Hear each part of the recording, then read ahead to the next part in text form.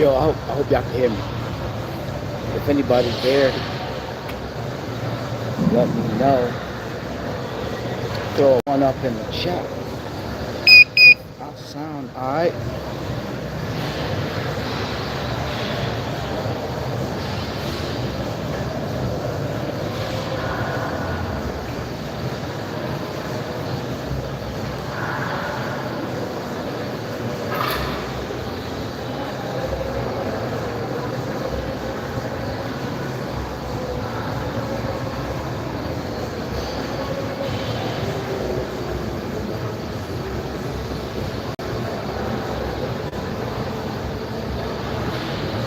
I don't know who joined. Yo, give me a one up in the chat if you can hear me. Alright.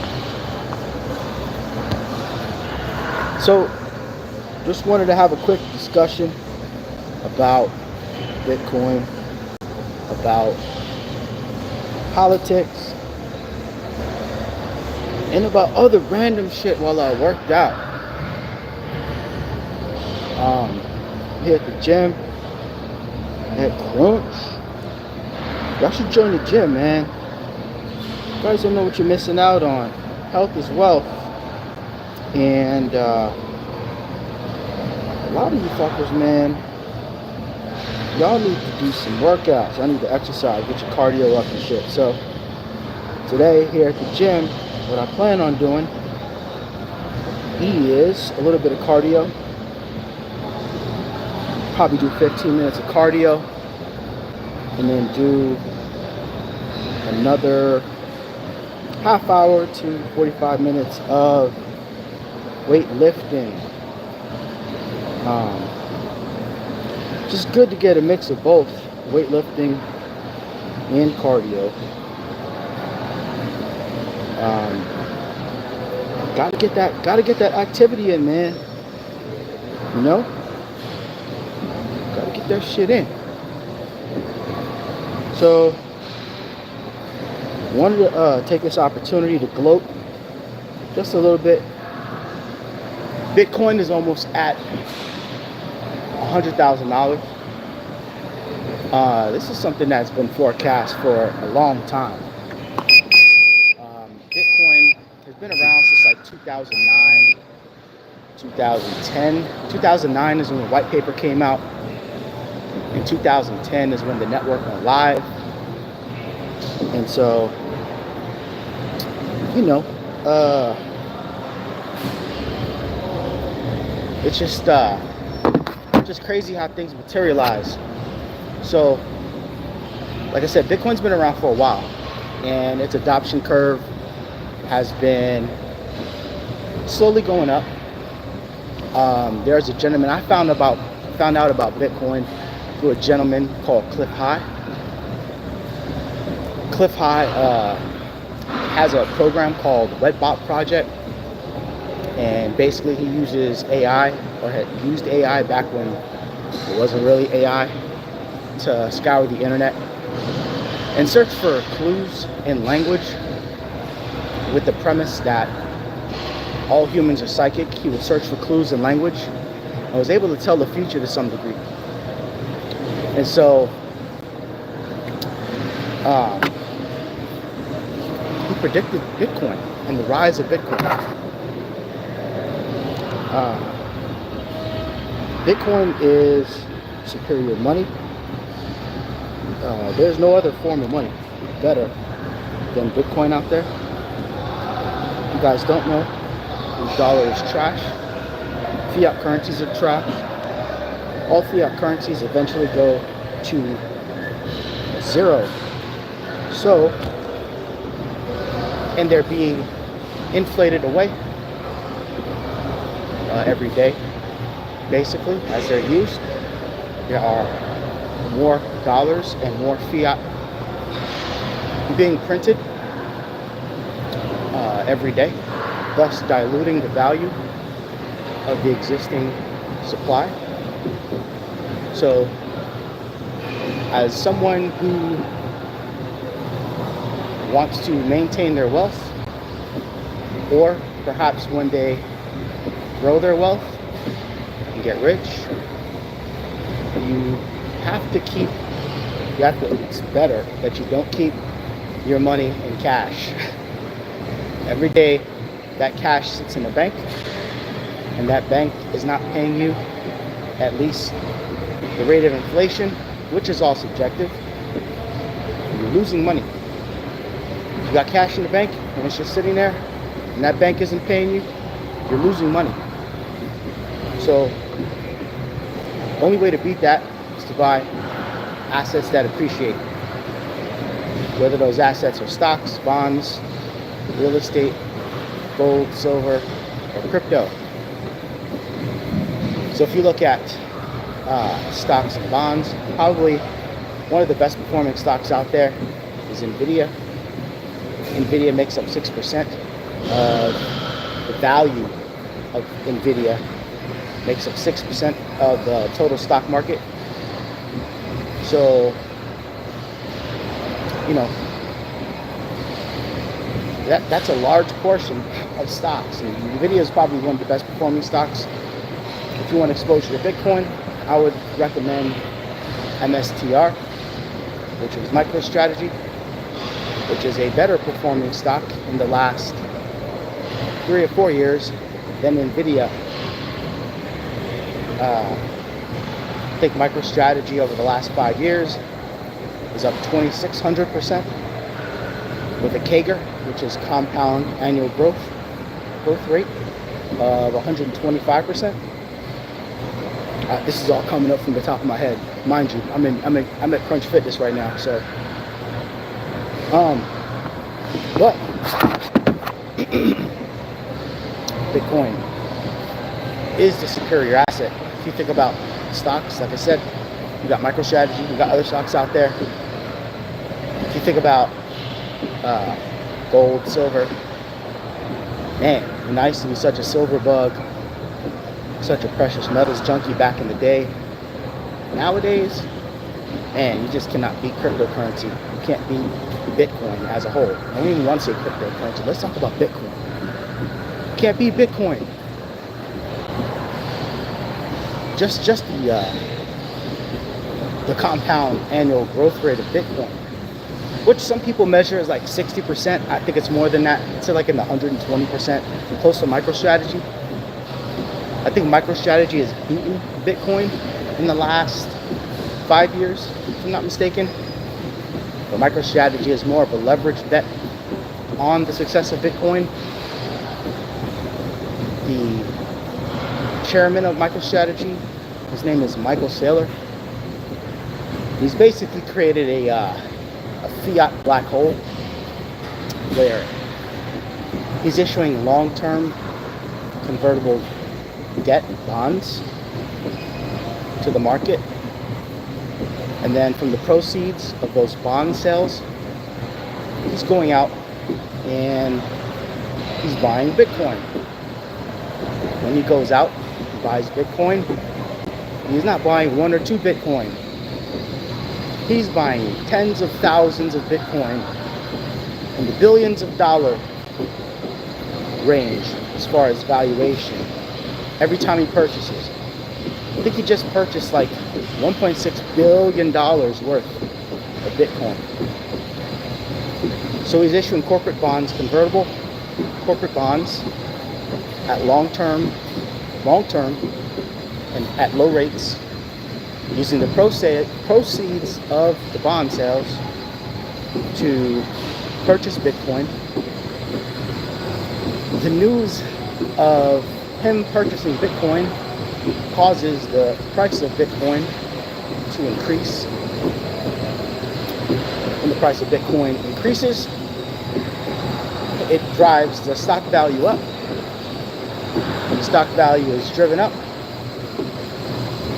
it obviously, number one, it provides value to the investors, and number two, it shows that Michael Saylor's strategy of selling these corporate bonds is working, and thus they attract new buyers.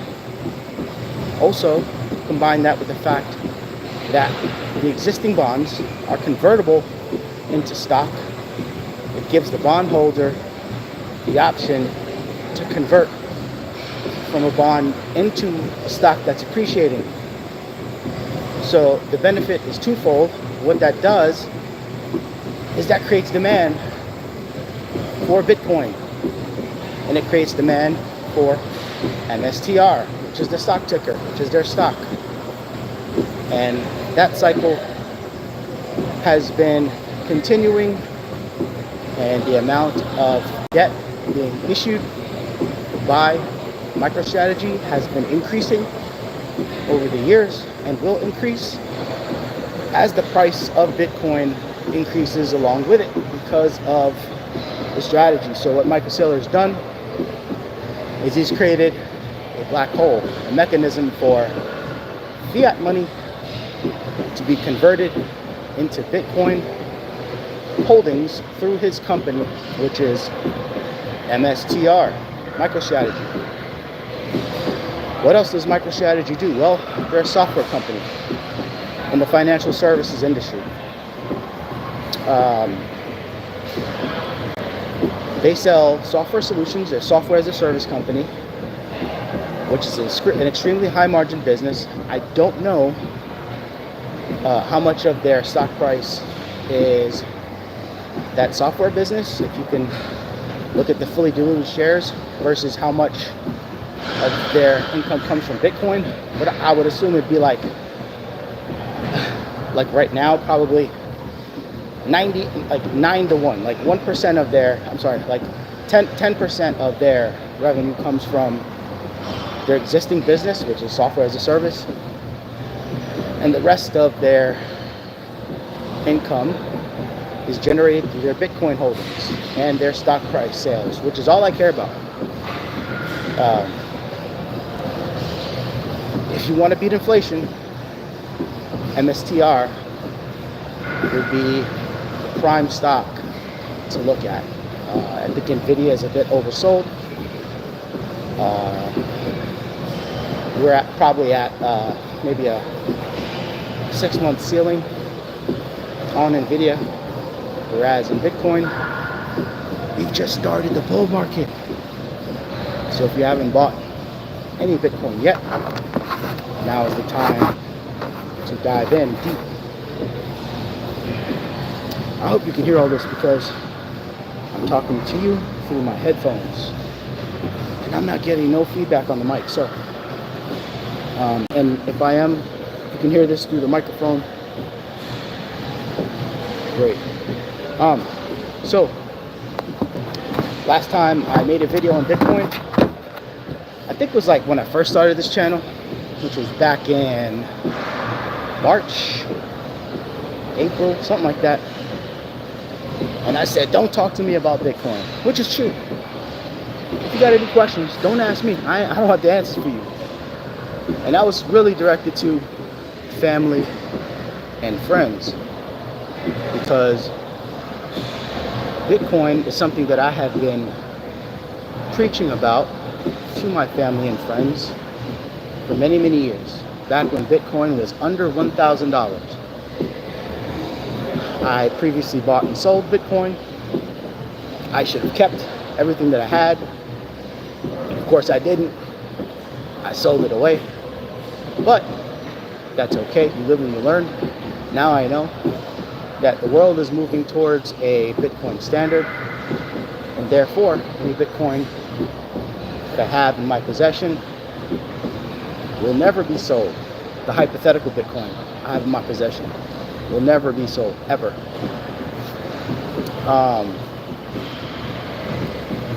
Yeah, so let's talk about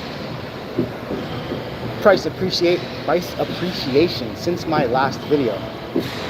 So I think back in March, April, I was gloating.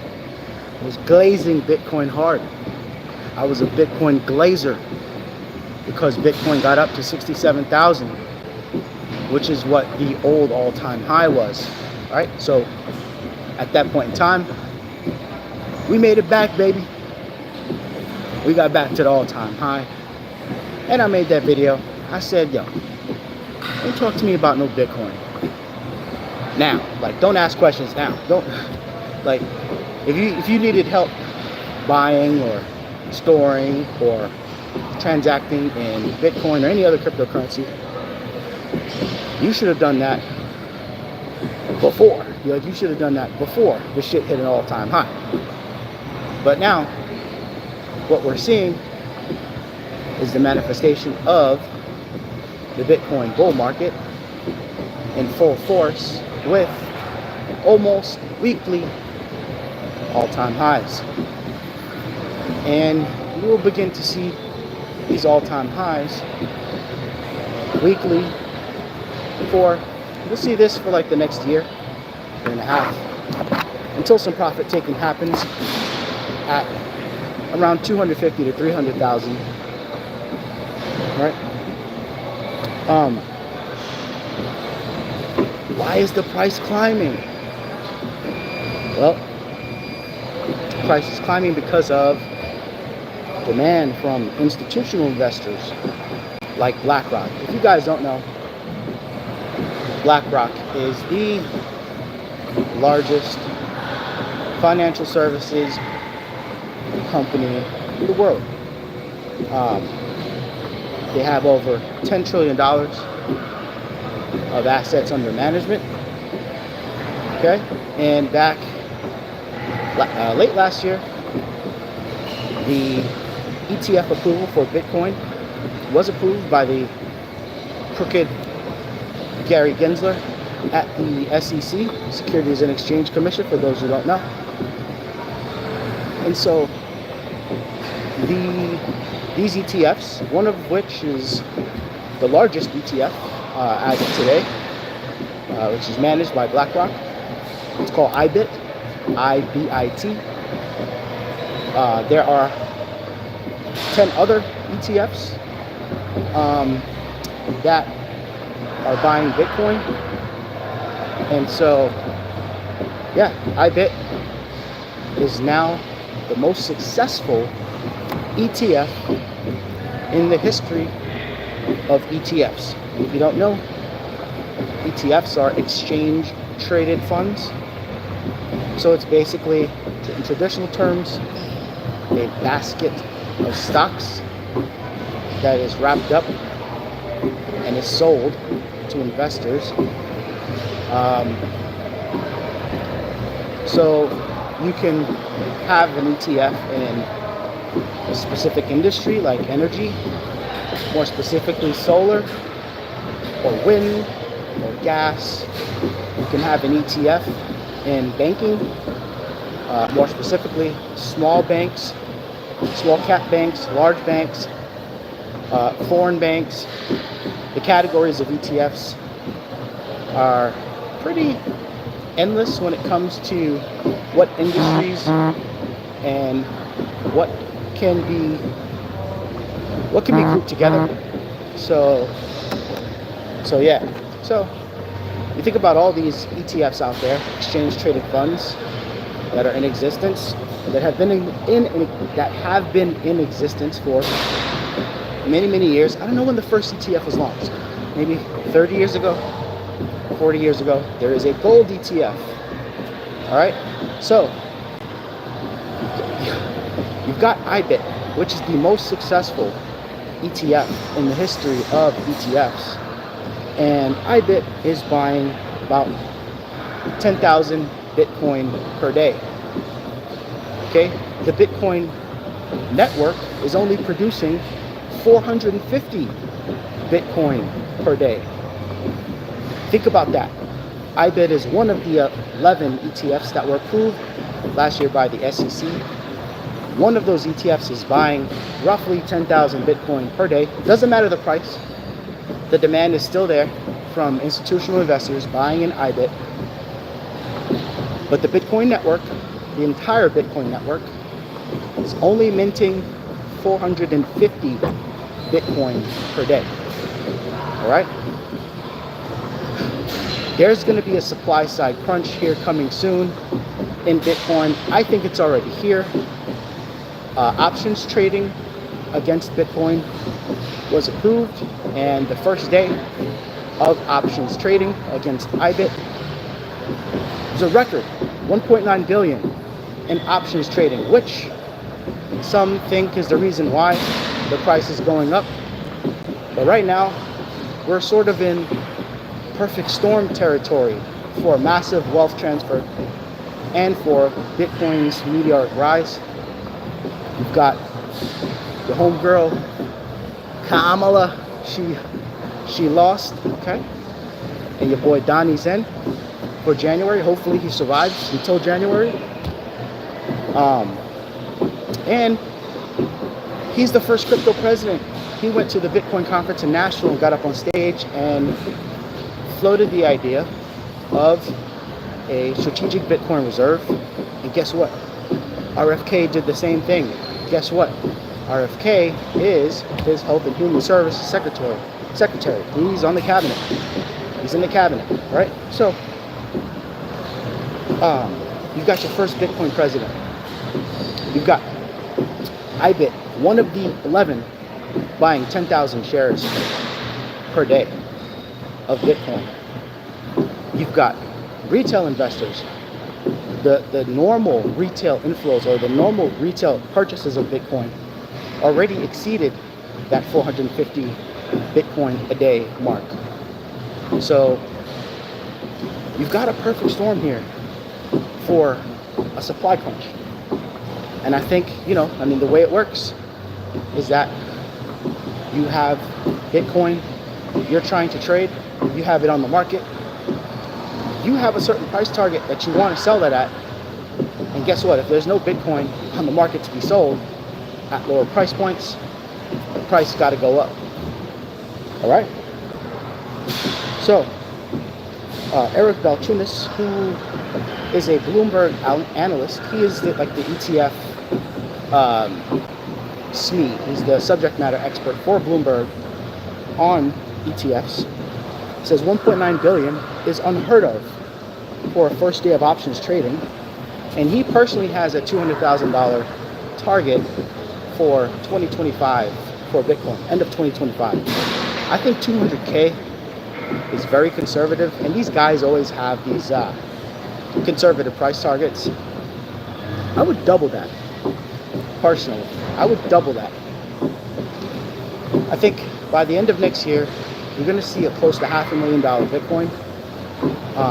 And the reason why I say that is because as soon as sellers hit the market, Bitcoin gets gobbled up, okay? I talked earlier about MicroStrategy. So let's talk again. 10,000 Bitcoin being purchased a day by IBIT. The others combined, I think, is about 10,000. So 20,000 Bitcoin demand from all the ETFs. You've got the United States government that is going to launch a strategic Bitcoin reserve. That strategic Bitcoin reserve, they plan on buying 1 million Bitcoin in 5 years. Let me tell you guys, there aren't 1 million Bitcoin on the market, okay? And then you have MicroStrategy. You have Michael Saylor spending billions of dollars every few months to buy tens of thousands of Bitcoin on his own to build up his own company. All right? So this is why the price of Bitcoin is going absolutely crazy. This is why it will continue to go crazy. Now, there is a thing called unit bias with Bitcoin where people think that they have to purchase a whole Bitcoin. Now you can go out and buy $100 worth of Bitcoin and just keep that. And dollar cost average in. Really, in a rising market, dollar cost averaging, it's not that good of an idea. In a bull market, you want to place all your chips on the table at the very beginning and watch that rise. Dollar cost averaging is more effective when the price of an asset is going down. But anyway, still, unit bias exists, and people think that they have to purchase a whole coin. You don't have to spend, what is it today? $98,000 on one coin. You can buy $100 worth. You can buy $5 worth. Doesn't matter. The point is you should be participating in Bitcoin because it will benefit you.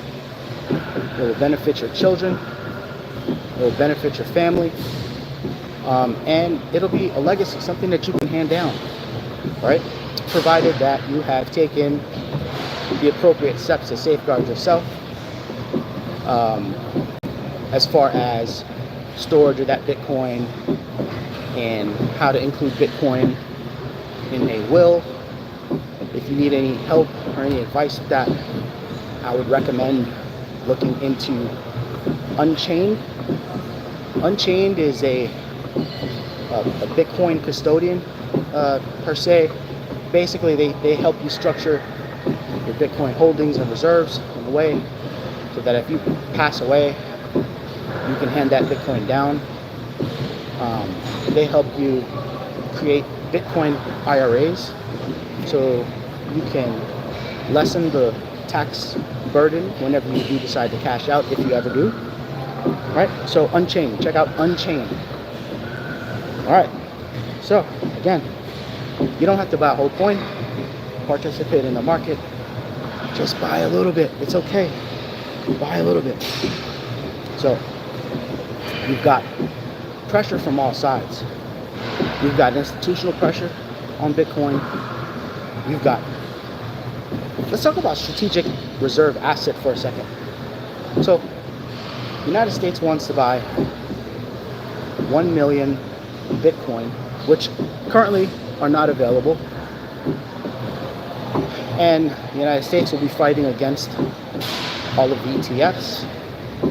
The United States will also be fighting against all of the demand from retail investors. They'll be fighting against demand from all over the place.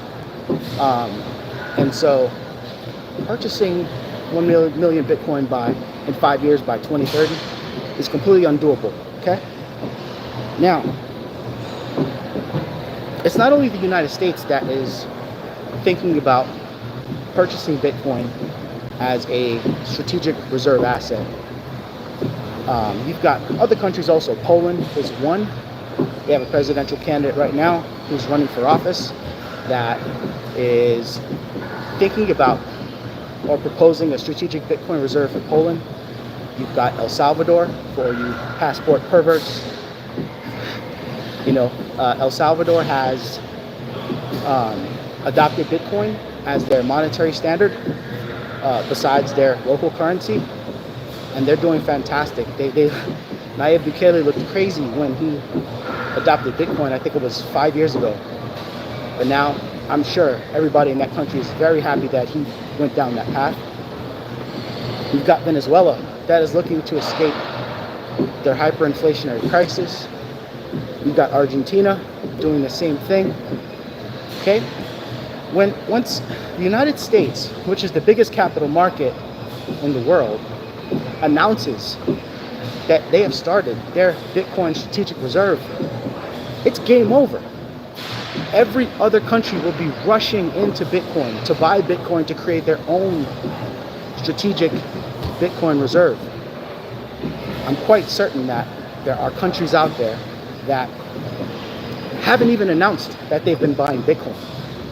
All right. So again, the number is 450 Bitcoin are minted per day, mined per day. You've got 10,000 in demand from one ETF. You've got 10,000 collectively from all the other ETFs. You've got governments using Bitcoin and creating strategic reserves around Bitcoin. What does that do to the price?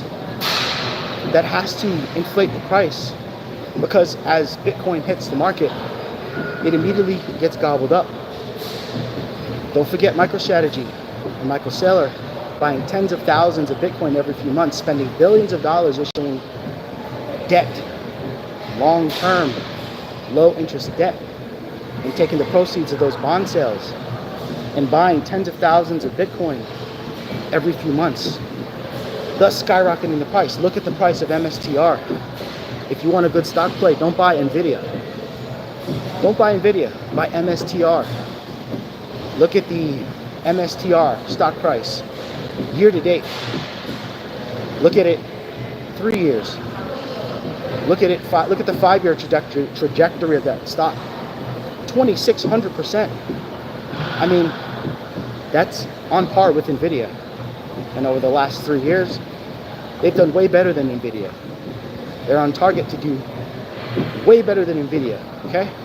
And again, Nvidia is 6% of the total capital markets in the United States, which overall is the largest capital market. So, Bitcoin is the way to go if you want to beat inflation currently. Other ways people beat inflation is real estate, gold, silver. But guess what happens? When people see that you've got MSTR that is, 10xing every year, when people see that you've got Bitcoin itself with a 125% compound annual growth rate, but your real estate portfolio is only doing 10. At what point in time do people realize, maybe I should sell 1 or 2 houses and take the proceeds of those sales and buy Bitcoin? Right? When does a common person make that decision? All right? Me personally, well, we're not going to get into what I do personally. Look, we're going to keep that off the internet. But let's just say, I have no problem leveraging debt and leveraging real estate to purchase Bitcoin. This is not financial advice, but me personally, if you were to say, well, since we're at the beginning of a bull market, I've got some equity in my house, maybe I take a HELOC out and purchase a little Bitcoin, some other cryptos that are worth it, that have been around for a long time, or that are fitting the narrative of the year. Every Bitcoin cycle there's a different narrative. This year, it's tokenization of real world assets and AI. Buy a few cryptos in these sectors that make sense. If you want to take a gambling, if you want to gamble, but buying Bitcoin with leverage or buying Bitcoin with debt is a-okay with me. If you would come to me and say that, I'd be like, yeah, you might want to move on that, like ASAPidly, because guess what? In the near future, the price is going to $500,000. And after $500,000, 1 million, after 1 million, 5, 10, and beyond. To the moon, as they say. So, when does the average investor, period, start to realize, and I mean, investors talk.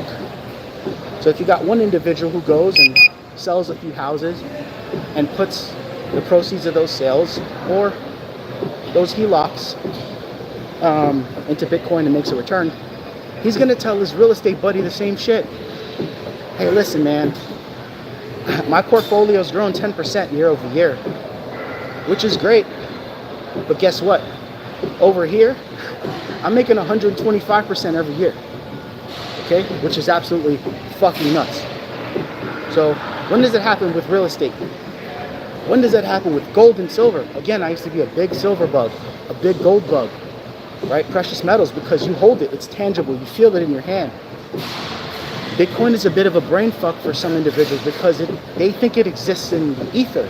It is vaporware. Okay, but it's really not.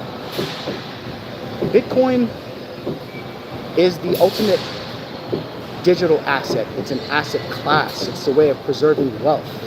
It's a way of growing wealth and beating inflation. And what happens to traditional investors when they realize that they can get better returns in the Bitcoin market? What happens is they all shift, and Bitcoin eats up the market cap, eats into those market caps of those other markets. Bitcoin is right now, I think, or crypto in general is like 3 trillion. I think Bitcoin dominance is 60%. So I don't know, 60% of that number, it's like 1.7 trillion or something like that, right? Just Bitcoin. 1.6, something like that, right? I don't do math well. So Bitcoin is $1.6 trillion. Real estate in totality is 300 trillion worldwide. What happens when that real estate investor realizes he can get a better return on Bitcoin than he can his real estate portfolio? He starts to buy Bitcoin instead of real estate.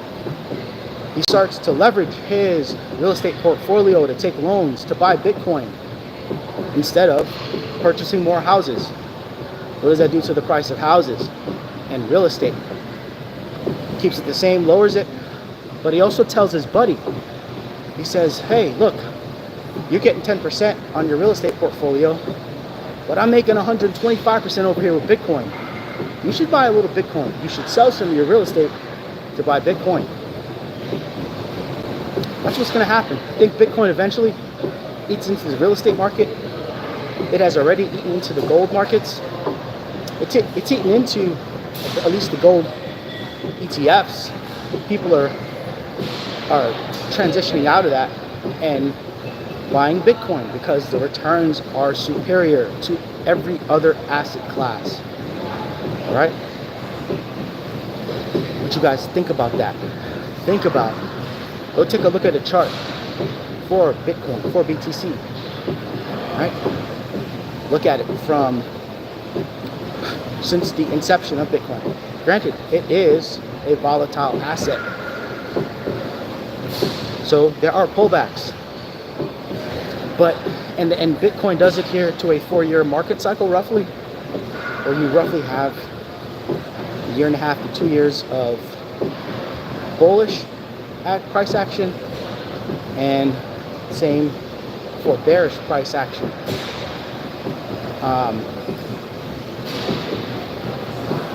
Man,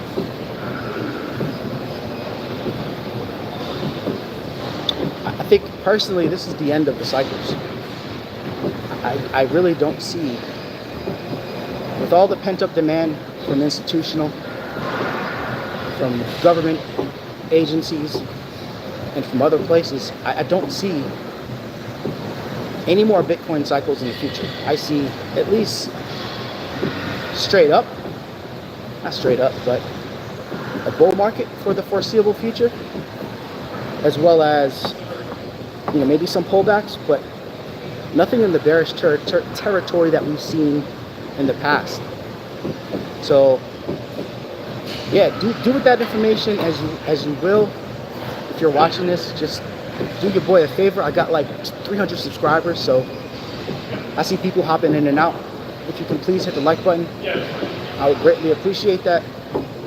While I sit here and I work out on this elliptical machine, burning fat and talking about Bitcoin and other shit too. So that's my rant on Bitcoin. I've been live for about 38 minutes. There's other things I want to talk about too. We've been on the elliptical for 38 minutes. I'm going to go for another 20 minutes. Then we're going to go lift some weights. We're going to do some barbell exercises. We're going to do some back squats. We're going to do some front squats. We're going to get that posterior chain working, okay? So if you guys have just joined, please press the like button. Help me out, boost me up in the algorithm. Last 38 minutes I've been live. Been talking about Bitcoin. Been talking about the demand for Bitcoin. Been talking about why the price is going up. Sorry about the noise. The price is going up, man. You just got, if you're not participating in the market, then I don't know what to tell you. If you haven't done at least a little bit of research on it, I don't know what to tell you. I mean, some people, they're like, oh, I want to be rich. And I want to be able to, some people don't even aspire to be rich. They just aspire to be comfortable. And a lot of folks are comfortable exactly where they are. For me, comfort doesn't lie where I am. Comfort always lies somewhere up there. It's not down here. And looking at my life, it's pretty comfortable right now. But it could get better. And I think having Bitcoin as part of your portfolio is a way to secure the fact that your quality of life will improve as time progresses. It does secure the fact that you're going to beat inflation. Your money is not just being pissed away by the politicians, right? You're in control of it. You take custody of your own Bitcoin. You don't keep it on exchanges. You keep it in hardware wallets, okay? You take control over your own finances and your own life. in your own trajectory. And you know, even like part of the reason why I started this YouTube channel was to provide a record of my opinions for my son, right? Because my father died a couple years ago, and well, last year, and it hit me not hard emotionally, but hard in the sense of me feeling unprepared for the moment when I do go. And my pops didn't have any record of, you know, any conversations or any videos of him, so I just wanted to at least leverage technology a bit and leave a visual record of how I feel on various subjects. I know my channel is mostly travel related because, you know, I've got a friend of mine in the travel space and he helped me out. Shout out to Razor Rays. He accepts my dollars and in turn promotes me on his channel, which is greatly appreciated. And he has interesting conversations over there. So go to @RazorRays, check him out. And there's other content creators that have, you know, accepted me in the travel space, at least have let me on their program so I could talk my shit. But I just want to move away from that because I'm not, number one, not traveling as much, and number two, I'm just not interested in just traveling. I am, but it's not just travel. And I want my son to see just, oh, my dad was just a travel blogger. No, your dad had very, very, very deep feelings about various subjects to include politics, money, and you know, your dad was, I'm talking to you like I'm talking to the kid. Your dad was, you know, one of the first people that he knew that was ever involved in Bitcoin. I knew about Bitcoin back in 2010. And like I said, I've been investing in and out of Bitcoin, not seeing the future, thinking about the future, and thinking about the predictions surrounding Bitcoin, about it replacing the dollar and gobbling up other asset classes, but not having 100% conviction. Guess what? My conviction level is at 100% today. 100. Because I see it. It's manifesting right before my eyes. And I hate the word manifesting. God damn. I hate it. Because people use manifesting as a cope or as an excuse for them to sit at home and ponder shit and then think it's going to come into existence. And they sidetrack the work that's needed to actually materialize what they're trying to manifest through their brain. But I'm seeing it manifest, man. I'm seeing it right before my eyes. All the clues are there. And if you follow some of the people that I follow, you would know. And you'd be like, damn. Cliff High's been predicting this since 2012. Price-wise, the price of Bitcoin. And you can look that up. So yeah, I think we're here. There's a couple of books that I suggest reading. The Bitcoin Standard is one of them. We're living through times better, crazy. And the more I live through these interesting times, the more I think that we are living in some sort of video game or simulation, because shit just keeps getting weirder and weirder, and events crazier and crazier. The fact that your boy Teflon Don is the president-elect again is crazy. I mean, look, whichever way you go is whichever way you go. Me personally, I support the guy as long as he does what he says he's going to do for the country. I'm fully 100% on board. I think he is trying to rid the cancer of the military-industrial complex and all of its tentacles and how that fits into all the other aspects of government. I think that's why he's so hated. That, and because he's a brash asshole. But I'm a brash asshole, so like I can't even really fault the guy for speaking his mind. Do me a favor, smash the like button if you're watching. I appreciate your viewership and hitting that like button. But yeah, so I mean, with Trump winning, Um, this timeline of events is crazy, and it's about to get crazier.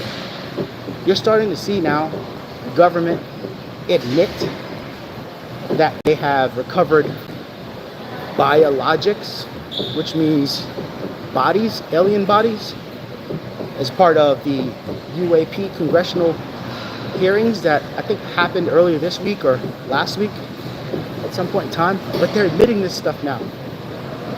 You're going to start to see, especially as the Trump administration moves in, some release of this technology that a lot of the conspiracy theorists have known existed for many, many years. You'll start to see some of this become known at first, released slowly, and ubiquitous throughout society. As some of these like larger cabals, think of oil and gas, some of these larger cabals, think of big pharma and big healthcare. As these cabals get demolished and dissolved to some degree by this new administration, just think of this technology that's coming out. Think free energy in real terms. Think about it, what that would do to society. No more having to go to a gas pump and pumping up your car. Think about a car that runs on a battery that lasts for 100 years, right? You never have to fill the car. Think about you're powering your home on thorium through a small-scale thorium reactor or a small-scale sodium reactor. Those exist. Look those up. I know this because I was on submarines and I'm trained in the nuclear arts. So just think about like some of these technologies that sound like they're fucking from a movie being released into the general population. I mean, you think things have been crazy over the last year because of Trump and the election, the whole COVID debacle. Man, it's about to get crazy. This shit is about to go absolutely wild. Okay? Wild. Think about all the Diddy stuff going on, right? All that shit coming out. Think about AI. What is AI gonna do? Everybody's gonna have their own AI assistant. You will have it. It's not gonna be on your phone. Well, it's gonna be on your combination of on your phone. It's gonna be in your. It's gonna be in your augmented glasses. The Lizard King, what's his name, from Facebook, he just released, or from Meta, Mark Zuckerberg, his company Meta just released probably some of the best augmented reality glasses that have ever come out, right? So this AI assistant, yeah, they exist now. No, it's going to be light years of what you have now. This AI assistant will do everything for you and will be integrated everywhere you go, through your augmented reality glasses, through your cell phones, everywhere. Like I said, man, shit's about to get crazy. Just keep an open mind, I guess, is my suggestion. As things get weirder and weirder, get in tune with who you are as a person. Get in tune with you've got kids, spend time with your kids. Know them, understand them. If you don't have a good understanding of where your kids are, get closer to them. Get closer to your family, if you can. If they're toxic, stay away, because you don't need that shit in your life. But yeah, just make sure that you remember who you are, because you're gonna have people from every angle telling you who you are. But only you know who you are. And you need to keep that in mind. You need to keep that close to you. And remember that. So when some other person is telling you who you are, what you should do, who you should vote for, what you should think, you know. Oh yeah. Listen, man. I see Ronan on. Oh, Ronan was on there. Ronan, you say you gotta interact with your chat a little more. God damn. Why am I just now seeing this?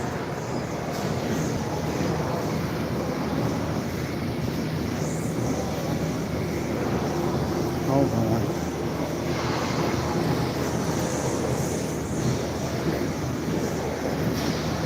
Ronan, if you're still watching, I'm on the elliptical. I can't really interact with the chat while I'm on the elliptical.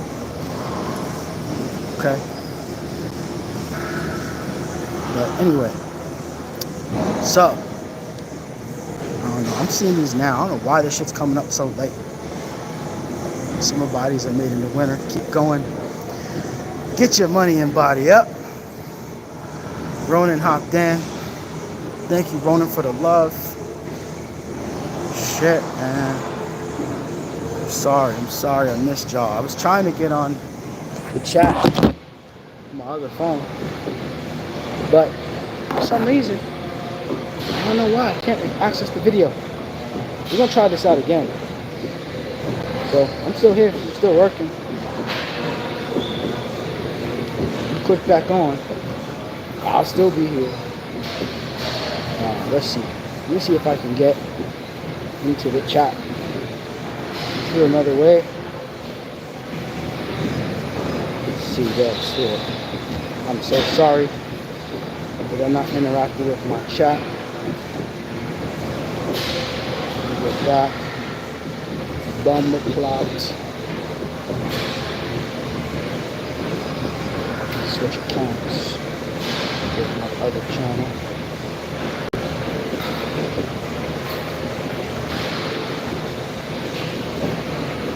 You gotta mind me, please. I'm streaming from one phone and moderating from the other. Man, it's hard to think and talk and be on an elliptical and still type. Let's see here. Boom.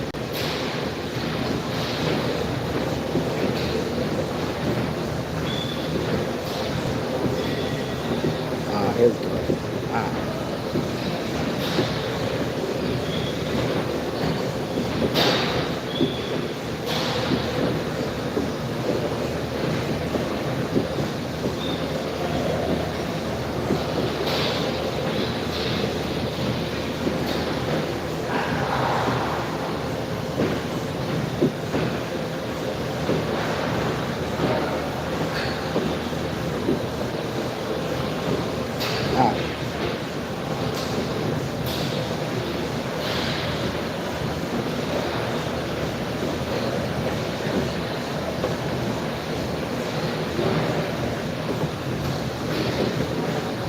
So, listen, guys.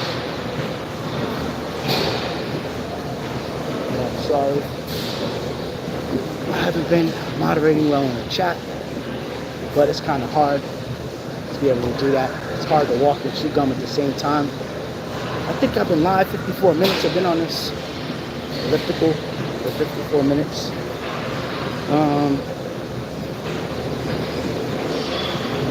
Guys, I'm on like the lightest setting. I could probably stand on here for another hour or two. This was meant to be a warm-up, but I love the cardio because the cardio gets your brain firing, right? Cardio gets you moving. So cardio gets the synapses going. So, I mean, look, he wants the sharpest version of me. I gotta bust his cardio out. So let me see if I can move over to the barbells. and get a little bit of barbell workout going. So please excuse me for a second while I cool down, take a drink.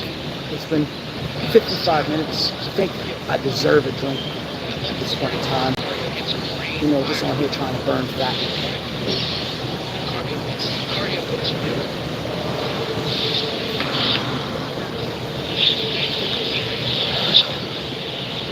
I have my two favorite YouTubers show up. Ronin Travelers and Fearless Podcast. Man, these brothers are awesome. Hey, look, they support me and I support them. I think they're great YouTubers, good podcasters. If you want some interesting content, please go over to their channels, Ronin Travelers and Fearless Podcast. Make sure you go give them a watch because they're speaking about a whole host of issues regarding men, travel space, current events. These brothers out here working these YouTube streets hard. So go check them out. Fearless Podcast and Ronin Travelers. These brothers are the truth. Along with Razor Rays, go check him out. He's the truth. HB Gone Global. A couple other folks. Let's see who's on here. Anybody else on here? Actually, nobody else in the chat. Listen, if you're watching this, please do me a favor, hit the like button. Alright, I need it. I only got 290 something subscribers. I think my content is better than a lot of these other YouTubers out here. I think the topics of conversation are a bit more interesting. Right? I don't make content enough. So please help me out with the motivation. Smash that like button up. Help me out. Steer the algorithm towards my channel. The people will watch my content. Go out and check my travel videos out. But again, we're getting away from travel a little bit because right now, your boy's in monk mode. He's chilling, saving money, scrounging up so that I can hit the streets again in the summertime hard. Alright? So, no traveling for now. I got other shit to do anyway. Home renovations, all kinds of shit. I need a new roof. But anyway, check my content out. It is better than 99% of the other travel YouTubers. It's professionally shot, professionally done and edited, put together. I don't join panel shows too often. But when I do, it's usually Fearless, or it's Ronin, or HB, or Razor Rays, or someone else within the travel space. I am going to start moving outside of that space a bit more. But yeah, so listen, it is now 58 minutes. Boys, I'm about to call it. I'm about to call it on this here elliptical. Walk over to the squat rack. There are some sexy buns walking through this gym right now. Beautiful ladies in here. That's why I love coming to the gym, man. It's just talent to see. I got a gym at my job. Like, who the fuck wants to go there? There's nothing to see. There's nothing to watch. So, yeah, let's pause this workout.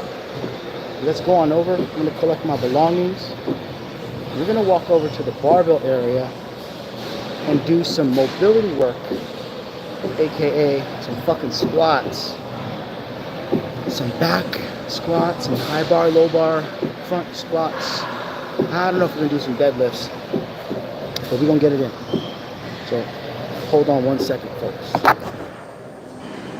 I'll turn the camera around for you so you're not bored. Come on, fucker. There we go. I'll do a little creep can crunch for you. Oh shit. Alright, 58 minutes down on the elliptical. And I think this is the biggest crunch fitness in the United States, or one of them. This place is huge though. I'm not gonna tell you where it is. Ah, fuck it, I'll tell you where it is. It's Crunch Tucker, Georgia. It's one of the biggest though.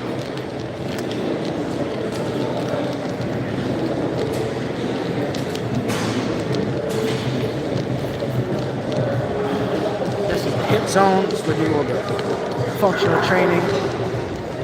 I'm not with all that CrossFit shit. CrossFitters are prone to injury. This is the boxing zone. Motherfuckers get their fight on. You see me hitting that heavy bag every now and then. Today is not one of those days. I am not training to fight right now. Now I'm training to gain a bit of mobility back. I just started doing overhead squats. And I haven't done overhead squats in years. And I realized, man, I've lost a lot of that thoracic mobility. The ability to be able to keep that bar above your head and then get down in a deep squat position. Fuck, that's such a good test and a good measure of how mobile a person is. And I just completely suck at it right now. So we're gonna practice stuff that we suck at so we can get better. That's the whole point of training. You practice the things that you're bad at in order to get better. Let's see if I can find the rack. That is in the middle of nowhere. Done? Alright. She looked like those weights just kicked her ass, so that is fantastic. She got her workout in. Alright. Yeah. So let me set my shit down. We can get started. We go get it percolated.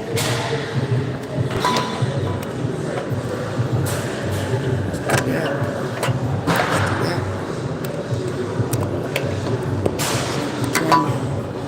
Hold on. Give me 1 second. Give me 1 second, guys.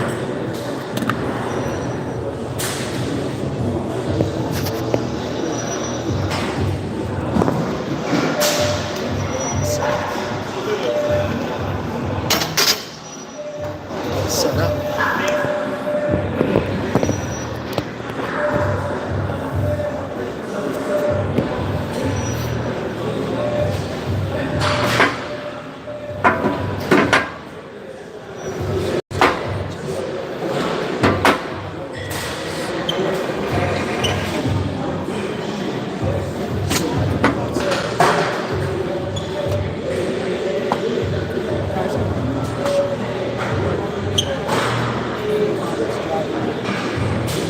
Yourself, please. Trying to get this shit straight. Entertain you motherfuckers. Give me a hard time. Alright? Don't bust my balls, please. My balls are not for busting. Well, maybe a little bit. Oh shit. My apologies, my apologies. Getting my life together.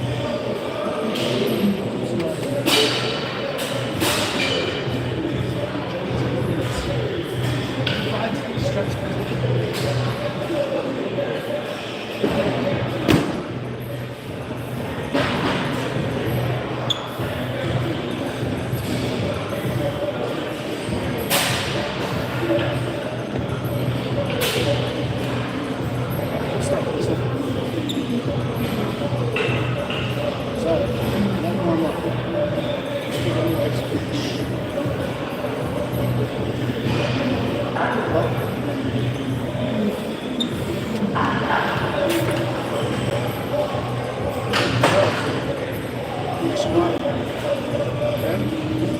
You don't want to get down to here. It's not a squat. Even lower, that's not a squat. Those are called squats, alright? Squat. This is a requisite amount of weight where you can get full stretch down.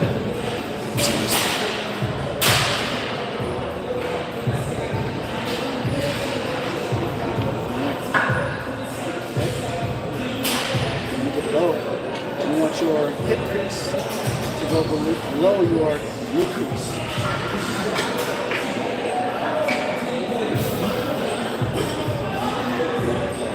Just like that.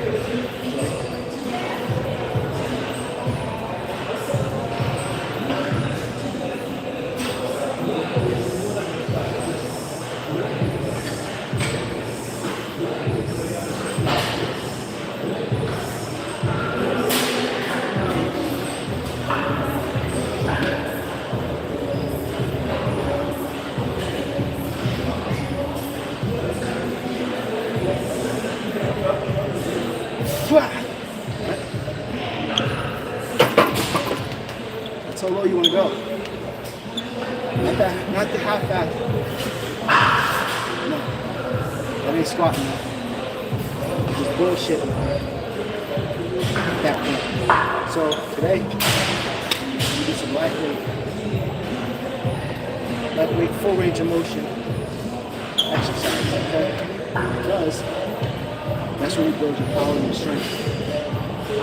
That's your full range of motion. Mind you folks, I just did 58 minutes on the elliptical.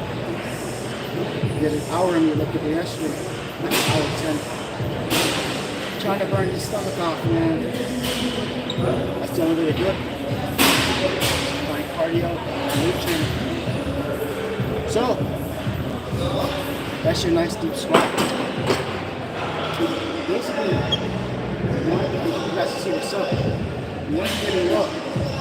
Right? You can stack up your weight plates appropriately. So basically, this is where your mass needs to be. And your squat. Alright? Now increase. Increase the speed.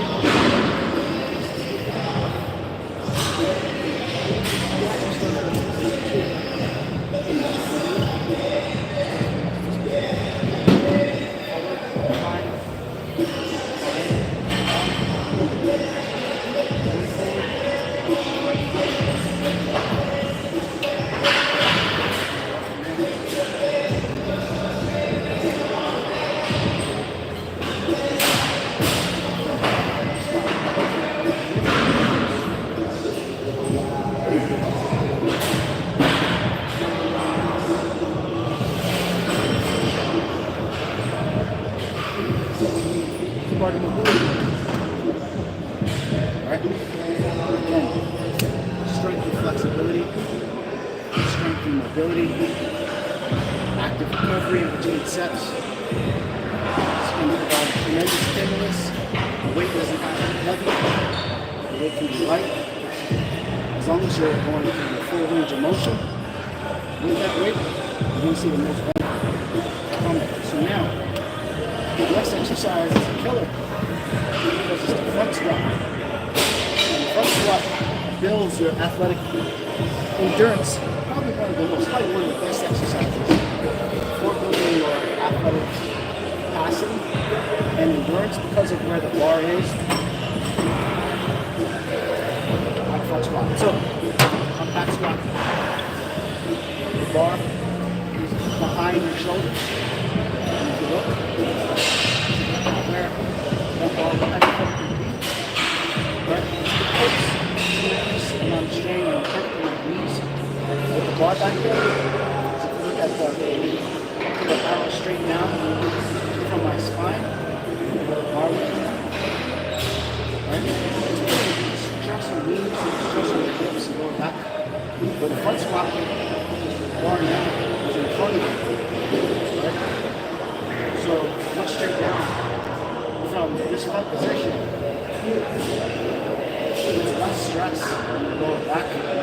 That progression means coach away the this. Alright? So front squat is a great exercise for building athletic capacity. This is 10 front squats now. I'm gonna talk because this shit's killing me. Front squats they suck. But they suck in a good way. Bust these up.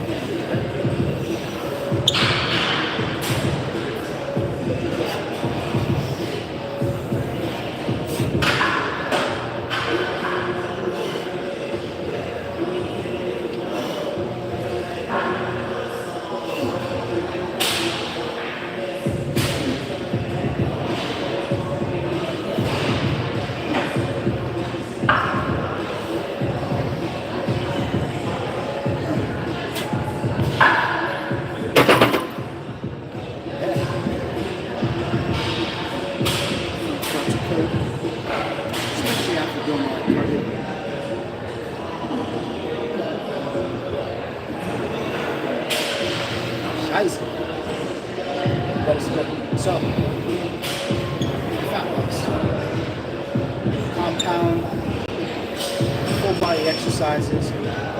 This is coming from a current fat boy who's gotten down from 296 pounds. Ooh. I was 296 pounds. Fucking flubber and blubber. Now I'm down to roughly 220, but I still got ways to go. I think my real body weight is at 170 pounds. So that's what my goal is. I got 50 more pounds to go. Down 7, more than 7, shit. So I still got a ways to go. So next exercise. Good mornings.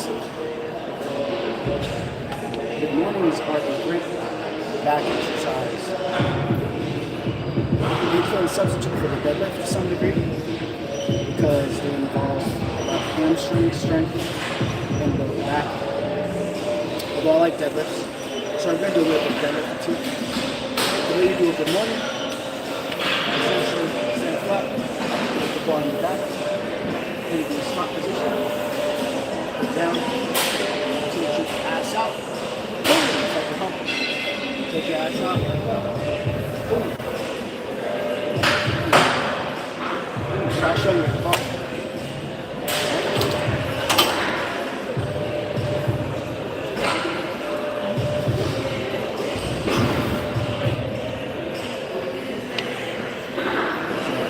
Let your hips go back. Explode into it. Ooh, that's a nice piece. A pussy uniform. Oh.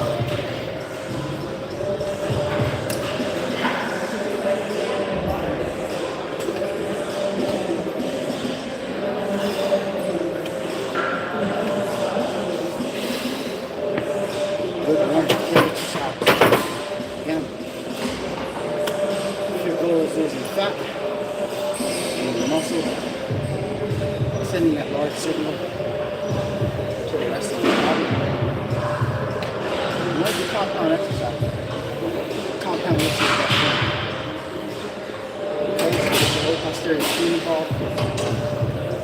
And then progressively overload. So, speaking of progressive overload, let's add some work. Not pace, you go slow. I'm in a calorie deficit, so so I would progress up 20 pounds per set. I used to go more if I was in the proper level. So that's great.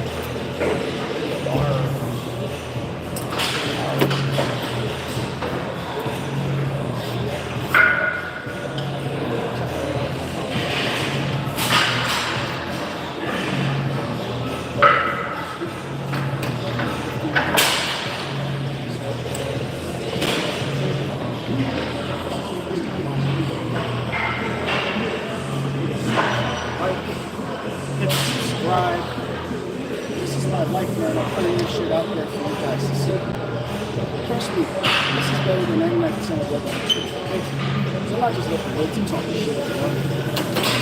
Right? One person watching me right now. It's cool. I got 3 likes. Oh, let's go. 3 likes. Smash up that motherfucking like button. Smash it up. The algorithm. Right? Look for our next set of squats. Make sure that increase that's below. Increase.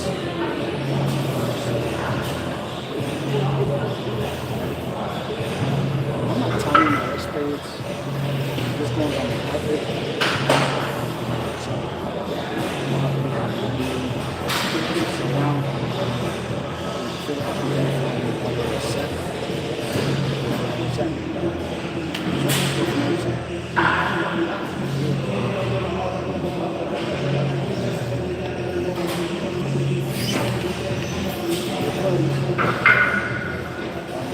Yeah, buddy.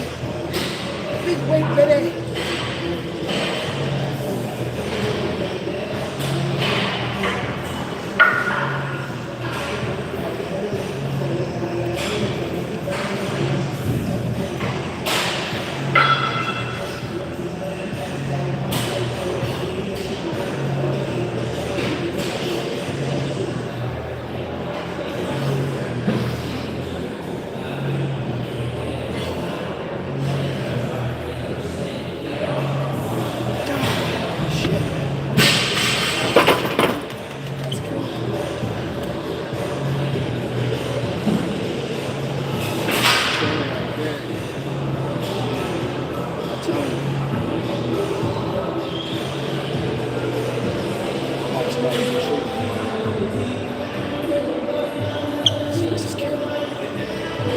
Smash that like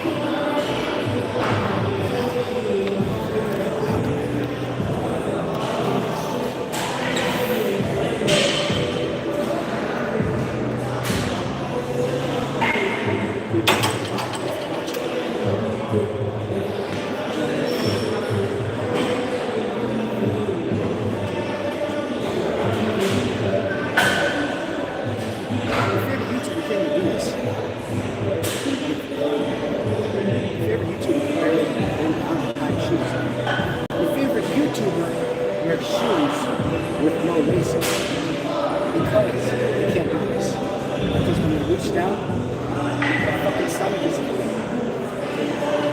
Your favorite, next time, ask your favorite YouTuber to do this.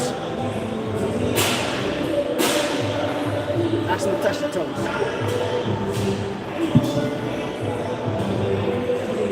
Your favorite YouTuber.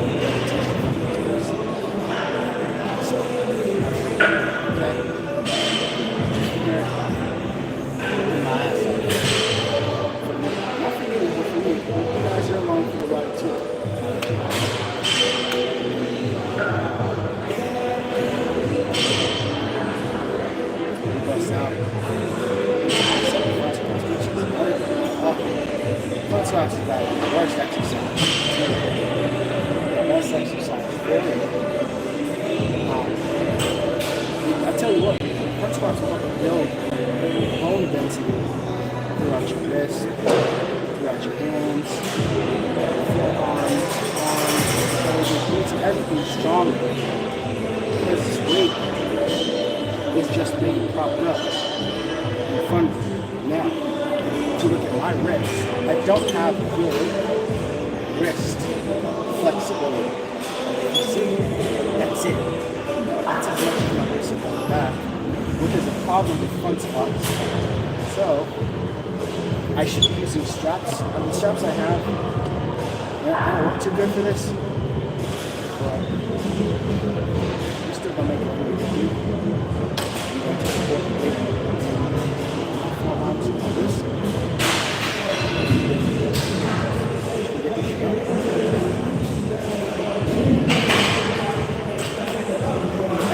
And I'm not going to resist the music. I gotta hide myself.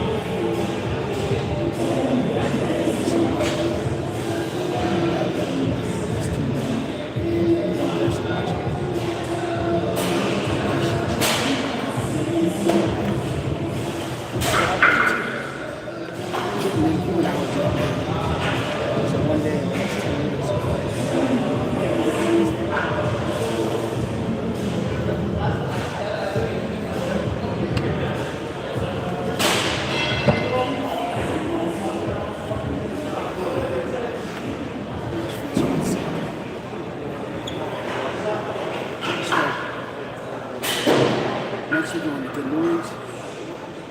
We do a set of good mornings at this rate, and then bump the rate up again to another 20 pounds. So remember, this rate, explore, crush with your hips. Make your body flex. Flex fast, not too over body flex. Get the hips working. Alright?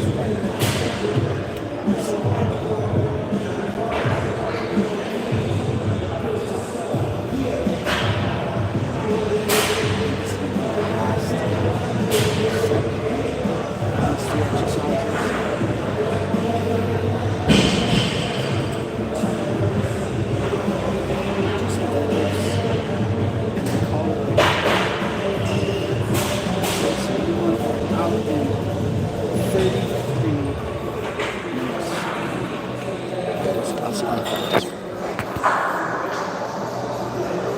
Still one person watching. Thank you for your loyalty. Listen, smash up the like button. Do me a favor. Right? Listen. Thank you guys for watching. Whoever did watch. We've been going far enough. That's why I said it's about to kick my ass. I appreciate your time, man. Thank you guys. I think I'm gone, man. But ain't money, I'm out. Thanks.